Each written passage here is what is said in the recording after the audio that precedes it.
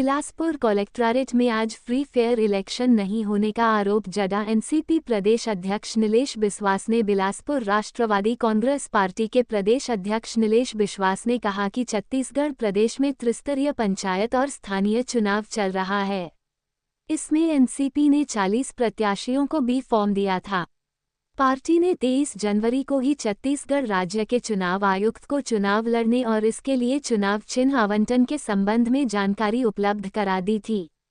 संबंधित जिला निर्वाचन अधिकारियों के पास यह जानकारी वहीं से चुनाव तत्काल के आधार पर आनी चाहिए पर नहीं आई है और इसी आधार पर एनसीपी के प्रत्याशियों का चुनाव चिन्ह आवंटन संदेह में पड़ गया।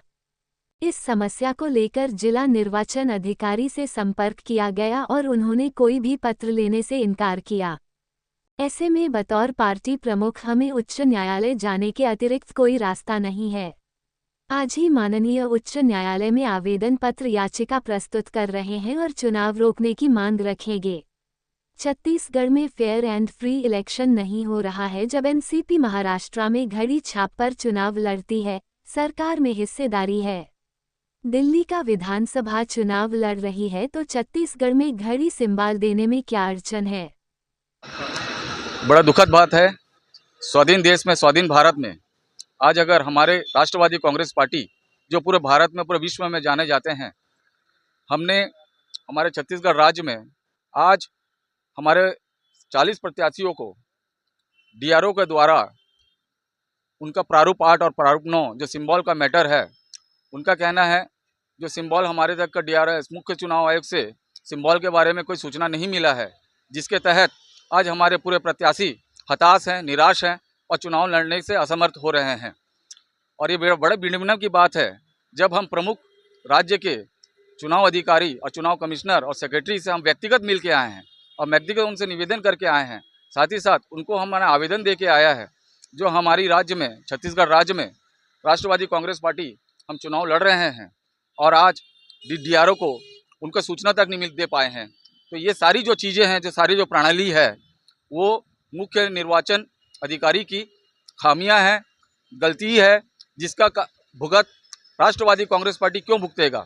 उसी के तहत आज हम कलेक्टर साहब से भी मिले। कलेक्टर साहब का कहना है ये मुख्य निर्वाचन अधिकारी का मामला है, इसमें हम कुछ नहीं कर सकते। उसके बाद हमने एडीएम से, बनर्जी जी से भी मिलने गए जो कि ऑफिस से नदारद पाए गए हैं। अब ये बताइए, इस कठिन समय में मात्र एक दिन बचा है, इसके बाद हमारे पास एक ही विकल्प बचा है जो हम डब्ल्यूपीसी के लिए हाईकोर्ट जा रहे हैं। और यही दुखद बात है इस राज्य में जो एक राष्ट्रवादी कांग्रेस पार्टी को, जो पूरे विश्व में जाने जाने वाला पार्टी है, पता नहीं कौन से पार्टी को भय है हमसे चुनाव कंटेस्ट कराने में, या मुख्य निर्वाचन अधिकारी को क्या इंटरेस्ट है जो हमें चुनाव नहीं लड़ाने दिया जा रहा है। नीलेश बिस्वास, प्रदेश अध्यक्ष, राष्ट्रवादी कांग्रेस पार्टी, छत्तीसगढ़।